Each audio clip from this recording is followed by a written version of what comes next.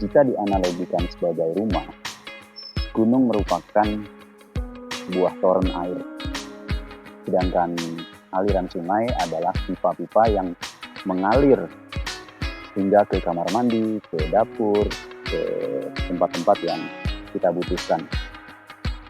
Jadi mengotori sungai seperti halnya mengotori pipa-pipa air, atau yang akan bisa menyumbat aliran air. Kemungkinan air tersebut akan menjadi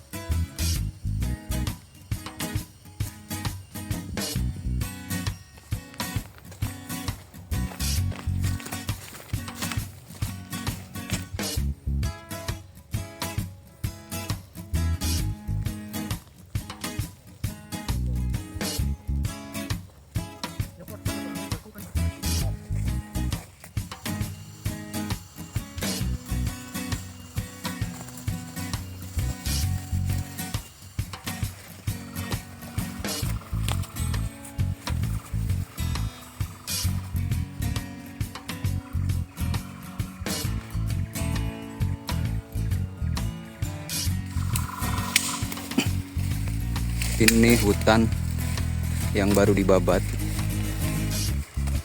Mungkin rencananya untuk kebun kopi. Ini lumayan luas. Tegakan-tegakannya belum ditebang-tebang. Ini kalau didiamkan nanti menular ke warga yang lain, terus ikut membuka lahan.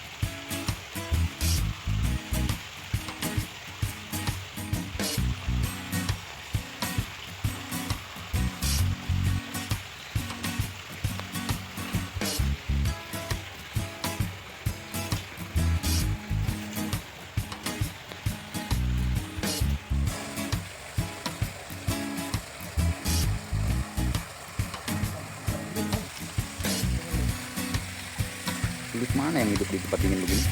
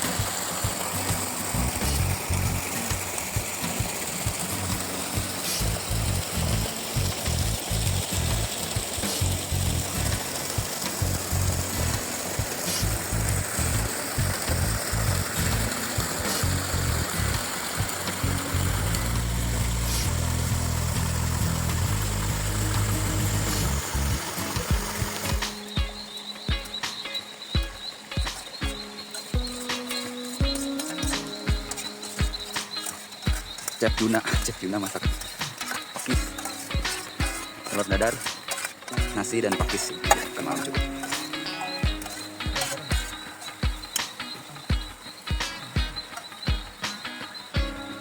Kuyur no sisan aja ya?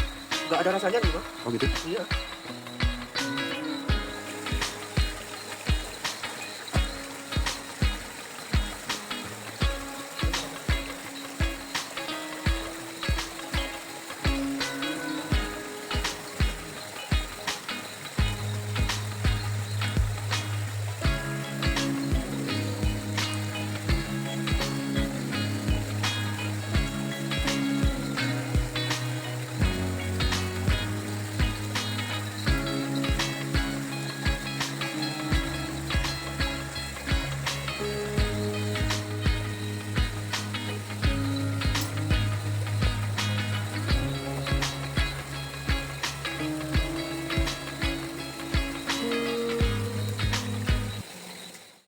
Jika dianalogikan sebuah rumah, gunung merupakan toren air, sedangkan sungai adalah pipa-pipa yang mengalir menuju ke kamar mandi, ke dapur, ke wastafel, ke taman, dan mengalir eh, sesuai dengan apa yang kita butuhkan. Jadi, jikalau kita mengotori sungai, itu analoginya tidak bedanya kita sama seperti mengotori pipa-pipa air yang mengalir di dalam instalasi rumah kita. Oyo, sekarang saya sedang berada di hulu Kali Takir atau hulu sungai Kali Takir yang berada di lereng Raung.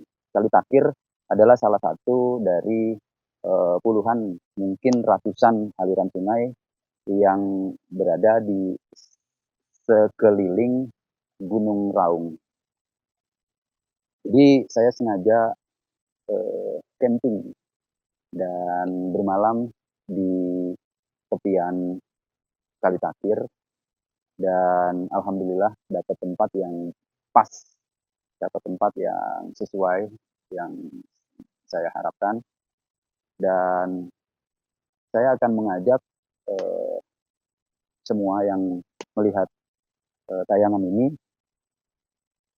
saya akan mencoba mengajak melihat menyaksikan aliran hulu sungai Kali Takir, salah satu contoh dari aliran sungai yang berada di lereng gunung.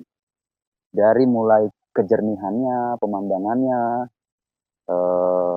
ekosistemnya, mungkin hutan-hutannya. Dari situ saya berharap pemirsa bisa membayangkan bahwa betapa jernihnya sumber air yang mengalir dari sebuah toren yang dinamakan Raung. Nah, Bayangkan, seorang Irfan Hakim saja untuk menikmati aliran sungai, untuk menikmati hutan, untuk menikmati kicauan burung, itu dia mengeluarkan budget yang mungkin miliaran rupiah untuk menciptakan itu. Dan mungkin bersaing dengan Tuhan gitu lah. Jadi maksud saya satu hal keindahan itu dia rela mengeluarkan kocek yang sedemikian mahal untuk sekedar bisa dinikmati. Sedangkan saya sangat beruntung Allah masih menciptakan dan memberikan kaki saya yang masih sehat, fisik saya yang masih bugar untuk menikmati keindahan alam seperti yang dibuat oleh Irfan Hakim. Namun dalam hal ini keberuntungan saya adalah saya menikmatinya dengan nyata, oksigen yang segar, kicau burung yang real tidak didatangkan, yang berkicau dengan yang gembira, kemudian gemercik air yang juga tidak diciptakan oleh manusia tapi real diciptakan oleh Tuhan. Dan dari sini saya akan mengajak semua melihat secara langsung inilah aliran-aliran sungai yang menjadi sumber kehidupan di bawah-bawahnya. Dan kita semua pasti tahu bahwa sungai dengan airnya adalah sumber dari segala sumber kehidupan. Tumbuhan memerlukan air dan menjaga kestabilan sungai ini. Binatang-binatang semua membutuhkan air yang mengalir lewat sungai ini, hingga ke peradaban, ke bawah. Kita sebagai manusia sangat-sangat memerlukan air. Dan semua pasti tahu bahwa sungai dengan airnya yang mengalir ke bawah itu sangat dibutuhkan oleh semua umat manusia. Turun ke bawah mulai dari untuk kebutuhan pertanian, untuk kebutuhan rumah tangga, mandi, cuci, dan sebagainya. Kemudian untuk kebutuhan irigasi, pembangkit tenaga listrik, dan terakhir untuk kebutuhan wisata. Ada yang memancing, arung jeram, bahkan kita kalau merenung di tepi sungai itu memberikan banyak inspirasi. Jadi harusnya sejak dulu dan sampai sekarang kita sama-sama sadar bahwa sungai menjadi satu hal yang sangat penting bagi kestabilan ekosistem. Dan sungai itu harus dijaga terutama dari kebersihannya. Bayangkan saat ini hampir semua sungai yang saya lihat dan saya saksikan di Indonesia semuanya dikotori oleh ulah manusia yang tidak bertanggung jawab. Kenapa saya bilang tidak bertanggung jawab? Ya harusnya sampah itu menjadi tanggung jawabnya, tidak dilempar, dibuang sembarangan yang pada akhirnya akan mengganggu kestabilan ekosistem. Bayangkan sampah tersebut hanyut, mengalir dan hanyut hingga ke muara, hingga ke laut, dan akhirnya semua merasakan dampak negatifnya. Jadi kadang saya harus mulai dari mana untuk menjaga sungai, untuk membersihkan sampah. Dan rasanya kalau saya sebagai rakyat biasa, bukan sebagai pejabat pemerintah atau tokoh masyarakat seperti ulama atau kiai, itu ucapan di mulut sampai berbusa pun pasti orang akan tidak mendengarkan, bahkan cuek, siapa sih lu? Bahkan mereka pasti akan mendengarkan dari kuping kanan dan keluar kuping kiri. Tapi harapan saya kalau sebagai pejabat atau sebagai tokoh masyarakat yang menghimbau warganya, yang menghimbau umatnya, yang menghimbau rakyatnya, bahkan turun langsung untuk peduli membersihkan, membuat sistem hingga sungai-sungai tersebut bersih, saya yakin pasti rakyatnya mau nurut. Saya yakin pasti umatnya akan ikut. Saya yakin pasti jamaahnya akan sama-sama ikut menjaga. Kalau sang ustadz, sang lurah, sang gubernur, atau bahkan sang presiden yang berbicara, yang ikut melakukan, yang memberi contoh, sehingga para pejabat, para ulama, tokoh masyarakat itu bisa menjadi panutan bagi warganya. Dan kalau kiainya aja udah mau mungut sampah, kalau presidennya aja mau mungut sampah, mau peduli sampah, pasti rakyatnya ikut. Jadi itu mungkin kritik saya yang, ayo, kalau rakyat dengan rakyat, ya pasti nanti akan selalu saling bully, saling mencaci, saling memaki, sok jago lah, sok bersih lah, dan segala macam. Tapi cobalah kita sama-sama sadar, dan sebagai pejabat, sebagai tokoh masyarakat, sebagai ulama, kalau kalian lupa, mulailah. Ayo himbau wargamu, ayo himbau umatmu untuk sama-sama membersihkan, sama-sama menjaga, sama-sama peduli tentang kebersihan sampah. Jangan lagi dibuang ke sungai. Kita sama-sama jaga sungai sehingga bermanfaat bagi umat, sehingga bermanfaat bagi seluruh makhluk Tuhan. Woyo. Ngopi.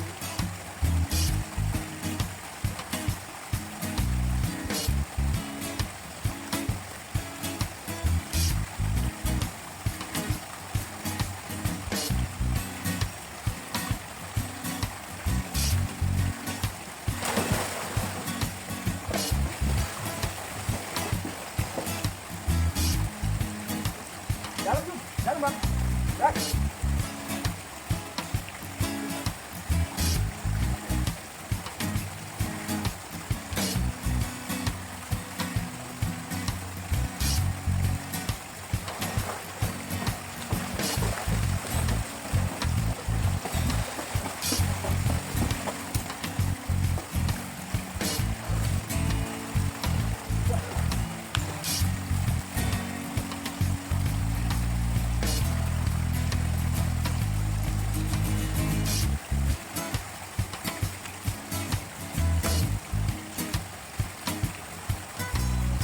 Oh, udah bang.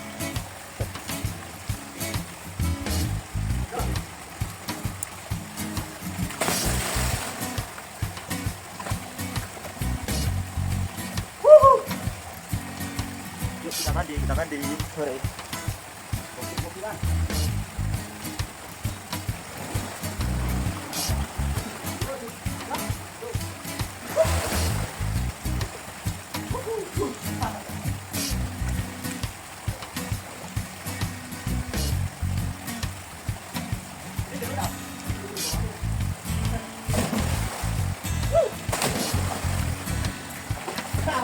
Mantap.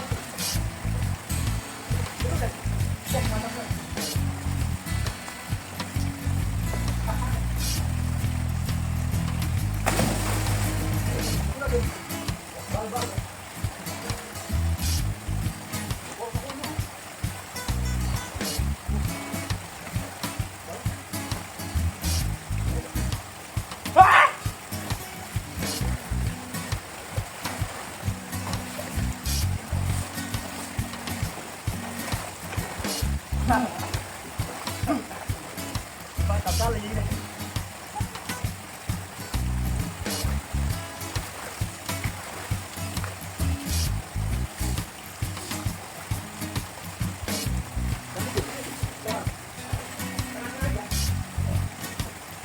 Wow.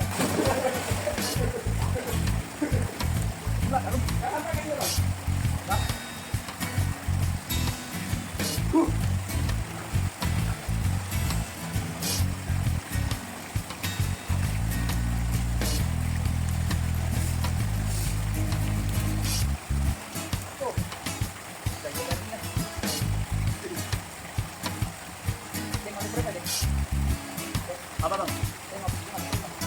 Masuk.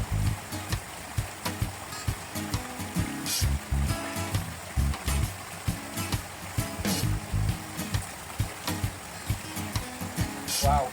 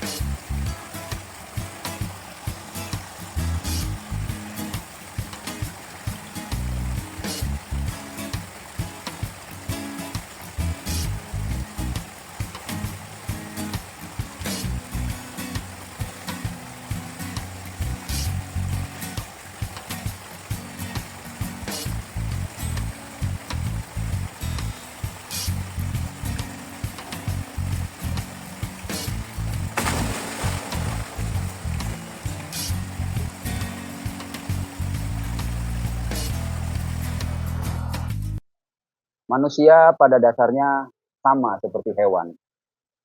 Cuma bedanya manusia itu hewan yang diberi otak dan pikiran.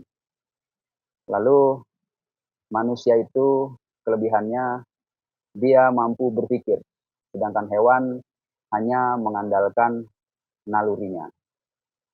Manusia memiliki hati, diberi hati, yang hatinya itu digunakan untuk merasakan.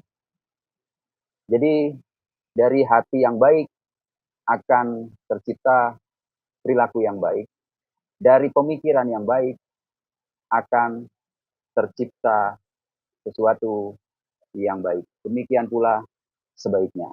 Kita akan berbincang-bincang mengenai apapun itu, terserah dengan Mas Jun. Dia mau bertanya apa dan semoga saya bisa menjawabnya. Gimana Mas Jun? Gini Bang, jadi saya mau bertanya atau sharing lah soal pendakian. Jadi awal pendakian saya itu bareng teman-teman, ya lebih dari 4 sampai 5 orang lah. Jadi yang saya mau tanya ini tuh soal solo hiking. Jadi saya belum pernah solo hiking. Jadi kalau solo hiking kan sendiri nih Bang. Jadi skill apa yang kita butuhin, apa aja yang kita persiapin. Pada dasarnya tidak dibenarkan ya mendaki gunung itu sendirian atau disebut dengan solo hiking. Cuma itu kan biasanya ego pribadi itu, ego pribadi yang atau mungkin dia mau mencoba kekuatan dirinya, atau mungkin bahkan dia nggak punya temen tuh yang mau diajak naik gunung, akhirnya dia memutuskan untuk solo hiking, mendaki gunung sendirian. Disclaimer dulu, sebetulnya ini tidak diperbolehkan ya, tidak baik gitu ya, dan sangat tidak disarankan. Cuma kalau memaksa solo hiking itu ada baiknya seseorang itu harus benar-benar yakin, satu, dengan kemampuan dirinya, dengan kemampuan fisiknya, dan yang kedua, dia sudah sering beberapa kali melakukan pendakian bersama teman-temannya. Sudah sering ya, bersama teman-temannya. Nah, itu yang kedua. Kemudian skill-skillnya juga harus dipahami. Jadi maksudnya skill pengetahuan dasar tentang teknik hidup di alam terbuka, khususnya di hutan, itu sebaiknya dia harus paham. Terutama ada 3 hal khusus yang dia harus paham. Satu, fisiknya. Dia harus tahu fisiknya diri sendiri, kemampuan diri sendiri. Fisiknya sehat, kuat, dan sebagainya. Yang kedua, itu skillnya harus dibekalin dulu. Misalnya mendirikan tenda sendirian bisa, membuat shelter sendirian bisa, memasang flysheet, bentangan flysheet tanpa bantuan teman gitu kan. Dia mampu masak, mengolah makanan sendiri. Dia mampu membuat perapian sendiri. Kemudian dia mampu manajemen perlengkapan dan manajemen perbekalan yang dia butuhkan. Lalu skill tentang yang paling penting ini skill tentang navigasi darat. Bernavigasi, dia mengerti dari mana dia mulai mendaki, mau lewat mana, tujuannya ke puncak, lalu nanti bagaimana, dia harus tahu itu tentang medan yang akan dilalui, dan dia tahu kalau tersesat bernavigasinya ke arah mana, mencari jalan keluarnya bagaimana. Nah, yang terakhir, dia harus dibekali dengan teknik hidup atau teknik survival atau teknik bertahan hidup di dalam hutan jikalau dia tersesat atau jikalau dia tiba-tiba mengalami trouble dan turunnya tersesat dan sebagainya sehingga dia bisa terlepas dari hutan tersebut dan mencari jalan keluar. Itu kira-kira skill yang harus dimiliki. Lalu kalau memang terakhir kali benar-benar harus memutuskan mendaki sendirian, itu pastikan dia pamit dengan keluarganya atau dengan orang terdekat atau dengan teman dekat. Kecuali dia lagi frustasi itu. Kalau frustasi itu saya pikir kayak semacam orang mau bunuh diri tuh, menghilangkan. Jadi menurut saya itu sih, John, hal-hal yang harus diketahui kalau orang tersebut mau mendaki sendirian atau mau Solo melakukan hiking. sendirian. Jadi kita kenal gunung di Indonesia kan banyak nih yang 3 ribuan nih, Bang. Iya. Nah, terus pasti gunung 3 ribuan itu kan summit nih. Jadi misalkan saya solo hiking, ketika saya naik gunung dan summit waktu itu dan ada trouble, entah itu badai, entah itu angin, kan kita sendiri nih, Bang. Apa yang kita lakuin waktu kita hadapin kabut atau badai atau angin waktu summit di tengah perjalanan, Bang? Ya, sebaiknya sih jangan lanjut ya. Kalau lagi saat mau mendaki nih, lalu kalau saat turun tiba-tiba terjadi itu, usahakan cari tempat berlindung, batu besar atau apapun. Ya khususnya sih batu besar lah ya. Atau kalau masih di savana ya bisa cari tempat yang kira-kira aman untuk berlindung. Dan jangan melakukan pergerakan, jangan melanjutkan pergerakan selama cuaca tersebut masih buruk gitu ya. Usahakan cari tempat perlindungan dan diam di situ, tunggu sampai cuaca membaik. Tunggu sampai cuaca membaik. Dan kalau dirasa tempat itu cukup aman, berdiam dirilah, lalu usahakan tetap menjaga kondisi tubuh supaya kondisi tubuh tetap terjaga fit. Misalkan ya usahakan tadi tuh, misalnya bawa termos dengan standby air teh hangat gitu kan, teh manis panas yang di dalam termos itu lebih baik. Dan kalaupun itu sudah habis, ya sebaiknya usahakan masak terus membuat minuman untuk membuat minuman hangat. Dan usahakan konsentrasi, terus jangan panik. Tunggu sampai cuaca benar-benar reda. Lalu? Jadi Bang Suki tadi kan bilang bahwasanya kita nunggu sampai situasi mungkin anginnya reda atau kabut hilang. Ada potensi waktu yang harus kita tunggu nggak? Mungkin, wah ini bakal malam nih kalau terus nunggu. Apa kita langsung terabas aja? Yang pasti jangan nekat. Karena gini, saya pernah tuh di Gunung Slamet ya. Gunung Slamet kan bebatuan. Gunung Slamet itu mirip dengan, puncaknya mirip dengan Kerinci, mirip dengan Raung. Cuma bedanya Raung itu lebih bahaya lah dari Gunung Slamet. Karena faktor tebing-tebingnya lebih labil. Jadi, kalau Slamet itu bebatuannya ya mirip-mirip beginilah, bebatuan vulkanik. Namun, jadi saat itu kalau cuacanya berkabut, itu batu itu tidak akan kelihatan mana yang jalur sesungguhnya kita lewatin dan yang bukan, itu samar. Itu apalagi kalau kabutnya tebal. Terlihat seperti jalan, padahal itu bukan, cara menyesatkan. Nah, itu juga yang terjadi dulu di tahun 2001 itu yang menimpa kasus anak-anak UGM itu ya di puncak Slamet gitu. Nah, yang karakternya mirip adalah Kerinci, Slamet, Raung. Itu mirip-mirip karakter puncaknya. Usahakan tetap bertahan, diam dulu sampai benar-benar dirasa cuacanya cerah situasinya. Tapi kalaupun kita kamu tunggulah misalnya tuh sampai 1 jam lebih, lalu dirasa cuaca tidak membaik, belum bergerak. Nah, itu baru itu kamu putuskan turun, tapi jangan buru-buru. Pelan itu. Tetap menghafal jalan yang awal kita lewati. Tetap orientasi. Tapi yang pernah saya alamin itu kabutnya, jarak pandang itu kurang lebih ya paling 5 meter lah. Nah, itu sangat bahaya itu. Harus pelan-pelan banget dan lihat kanan kirinya. Kalau perlu, waktu itu saya sempat sampai berangkang gitu.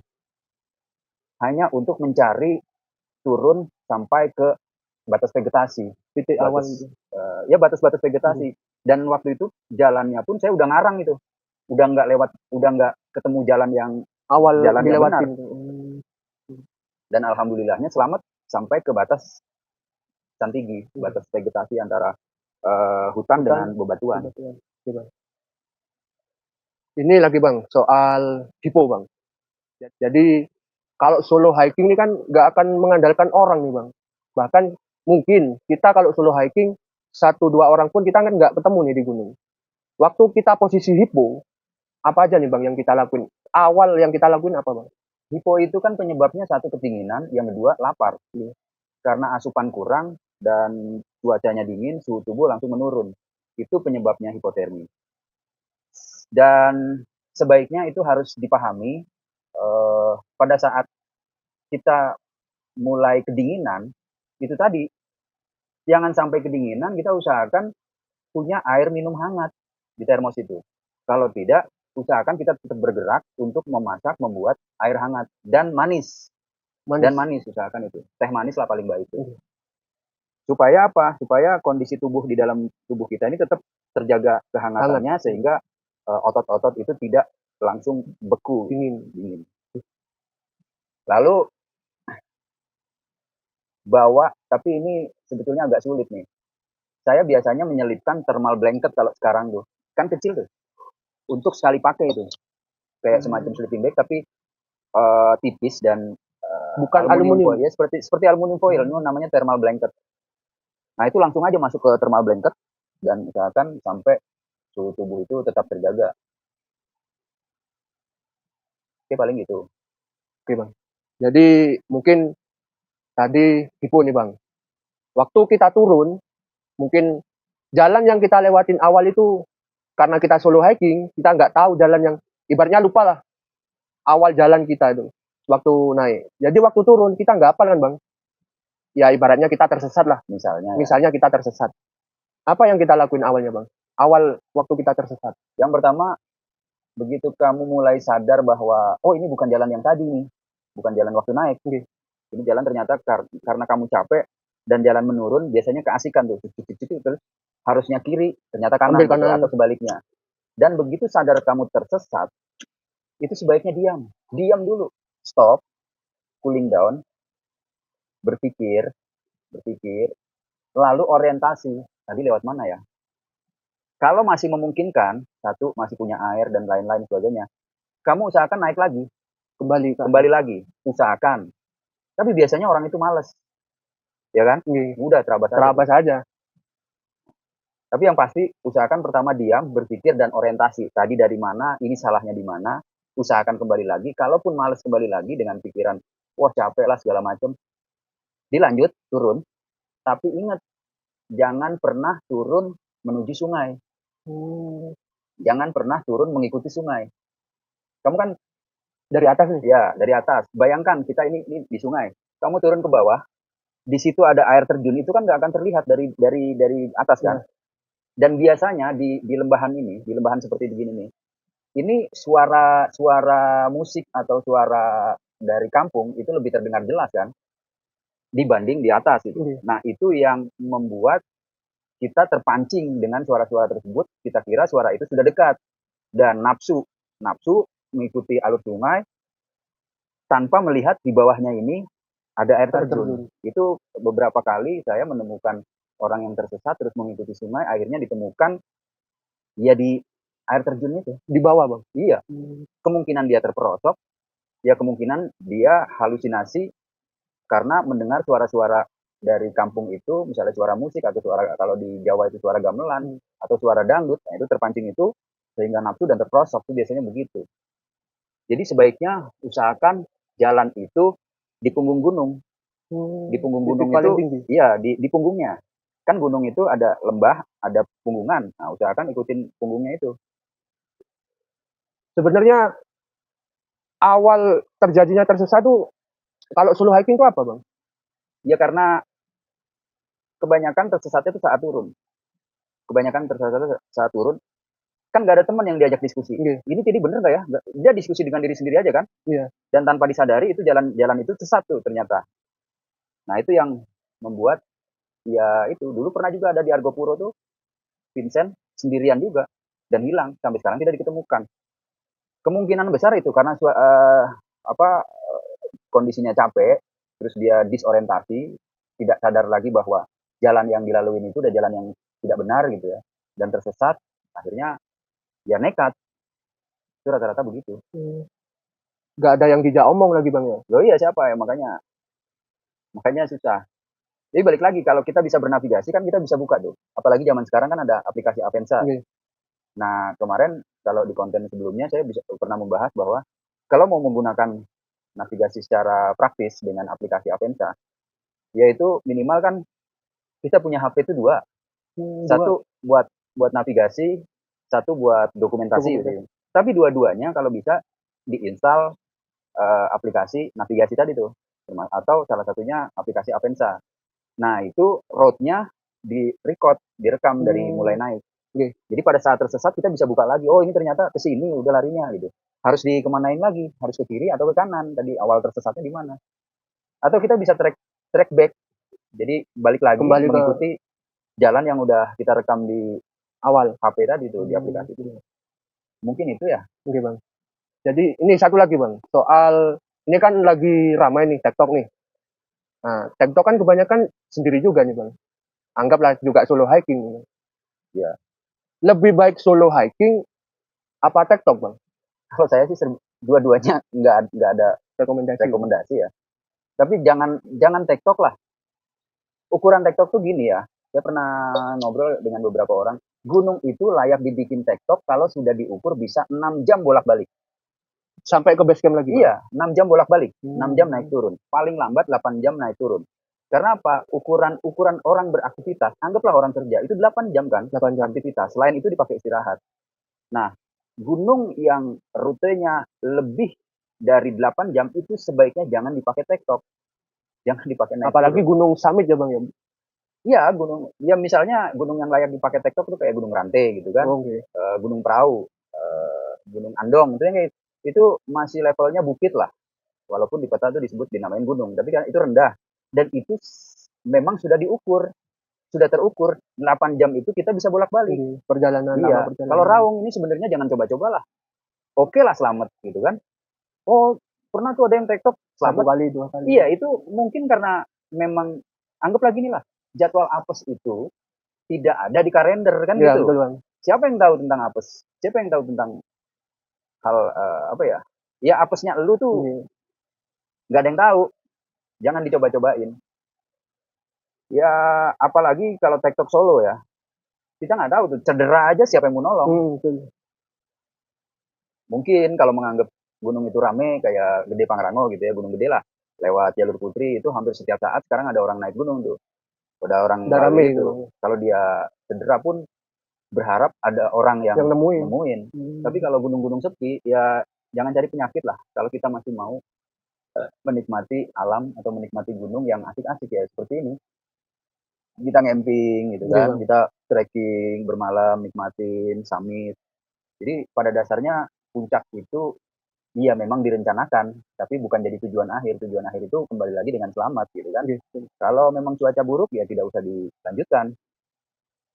Karena cuaca di gunung, cuaca dimanapun itu kan cuma Tuhan yang bisa ngatur. Kita gimana caranya menyiasati apa yang sudah diatur Tuhan ya, kita bisa nikmatin, kita camping, kita diem, kita masak-masak, bikin api unggun, itu kan lebih nikmat. Jadi gitulah saran-saran saya. Oke bang. Ada lagi? Udah cukup bang. Oke, mungkin itu ya buat teman-teman. Saya sejak awal tidak akan pernah menyarankan Anda untuk pendakian TikTok, solo hiking, karena saya terus terang belajar langsung itu ditekankan kalau beraktivitas di hutan itu harus body system. Body system itu minimal 2 orang. Dan seminimal-minimalnya kita tetap pamit, kita tetap memberitahukan orang rumah kita mau kemana. Sehingga kalau deadline waktunya kita tidak kembali ke rumah, berarti orang rumah itu ada rasa aware, ada rasa khawatir. Kita mungkin terjadi sesuatu hal gitu kan. Celaka kita nggak takut. Apa ya? Kejadian ini yang ditakutin itu cuma satu, takut ada apa-apa, gitu aja. Oh yuk, sampai jumpa lagi dengan diskusi di hutan dengan tema yang lain.